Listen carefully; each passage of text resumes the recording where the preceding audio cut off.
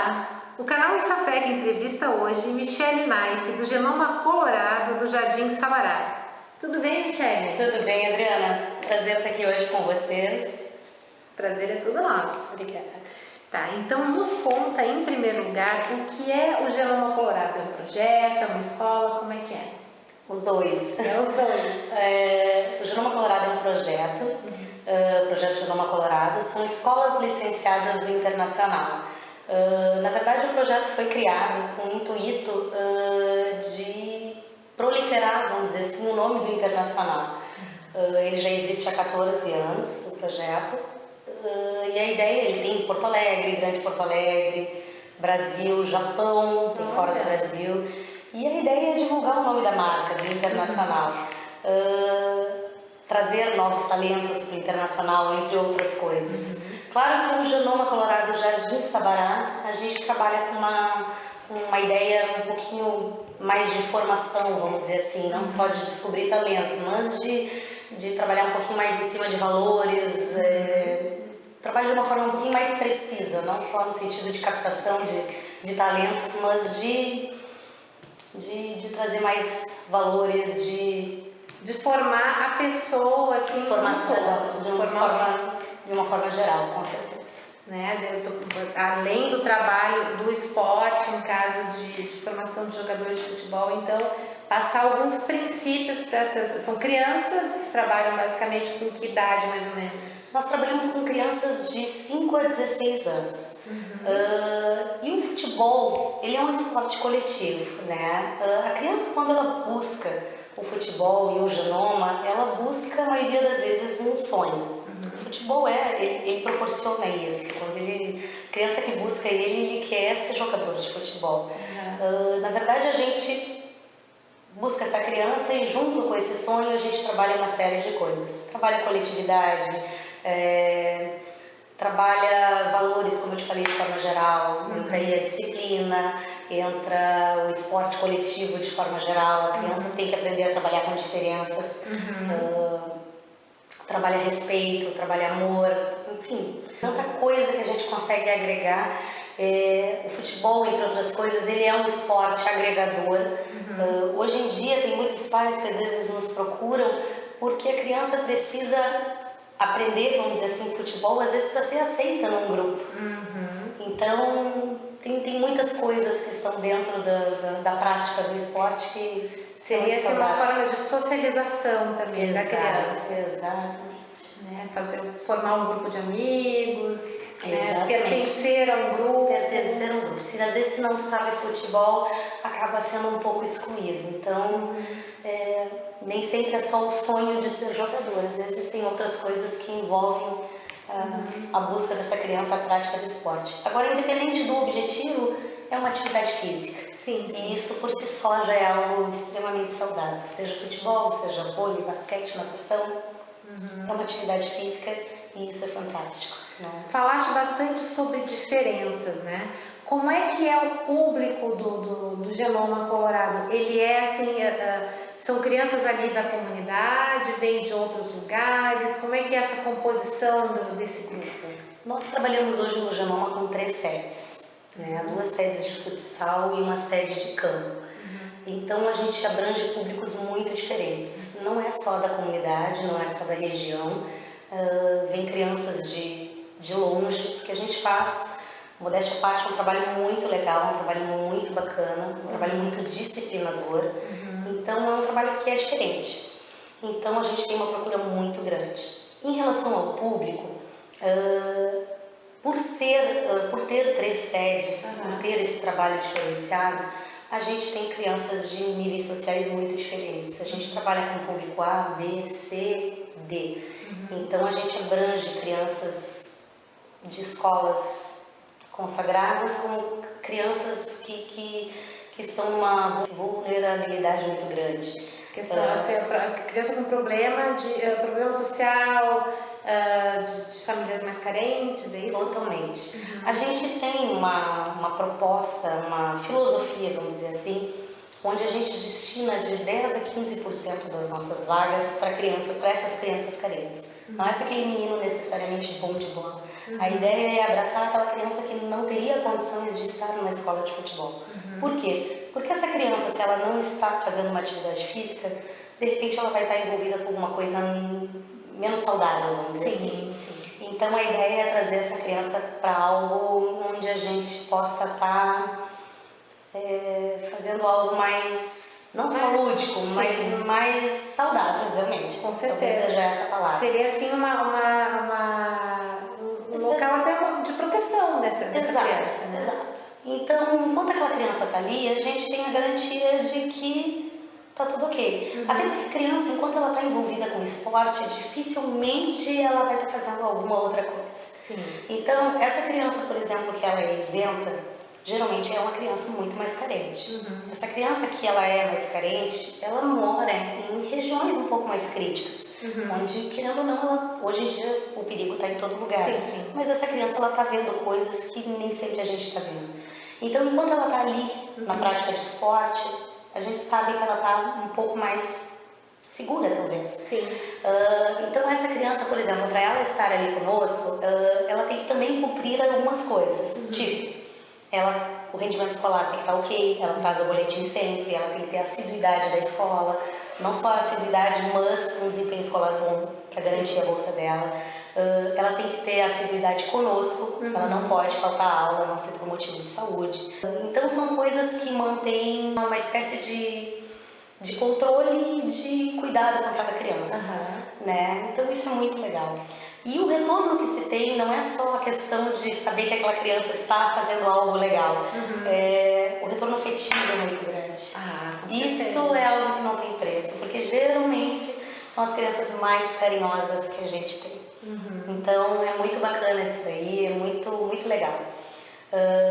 Fora isso, todas as crianças são muito carinhosas, né? Trabalhar com criança é algo muito mágico. E trabalhar com os pais, como é que é a questão da expectativa dos pais? Porque a gente sabe que em alguns casos os pais vão justamente buscar a socialização dos filhos, mas em outros casos, às vezes os pais vão com uma certa expectativa de repente o filho sair de lá um atleta, né, bem sucedido, enfim.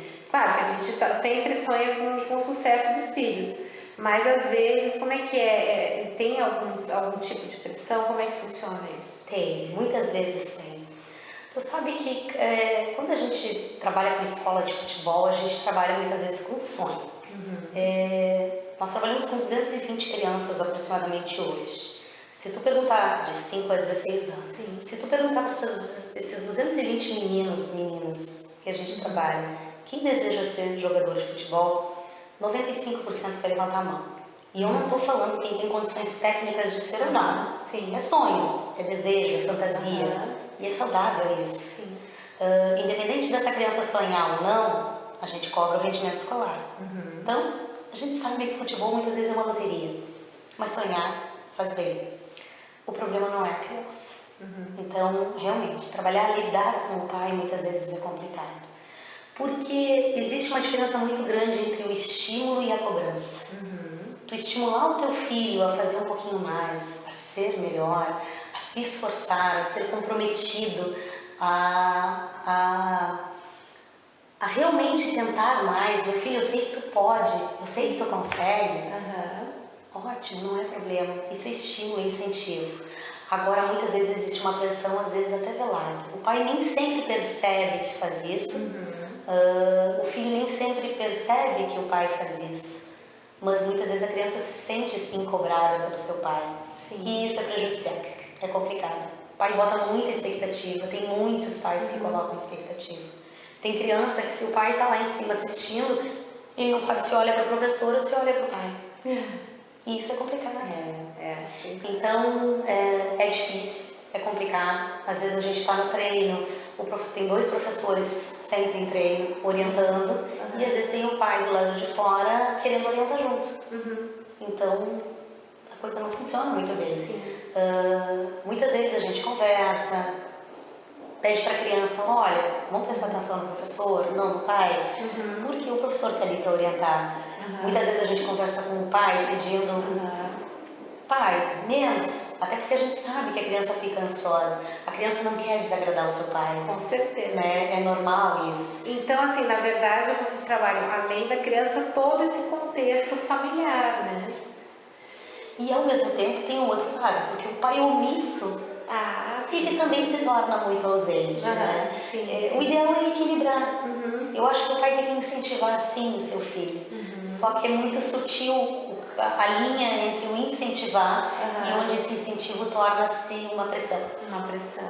Então, mas tem muitos pais que realmente depositam muitas vezes expectativa em cima de uma criança e nem sempre isso é saudável. O que tiver que ser, vai ser. Se ele for se tornar um craque, vai ser. Nós temos hoje muitos meninos nas categorias de base, cada um no seu tempo.